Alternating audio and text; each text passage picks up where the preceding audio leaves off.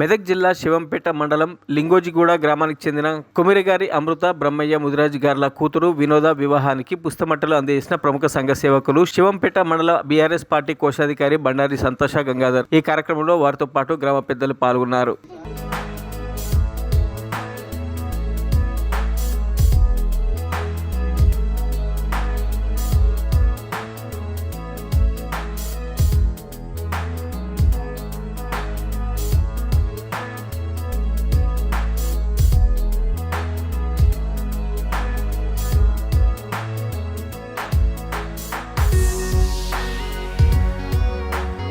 మరిన్ని అప్డేట్స్ కోసం మా ఛానల్ని సబ్స్క్రైబ్ చేయండి.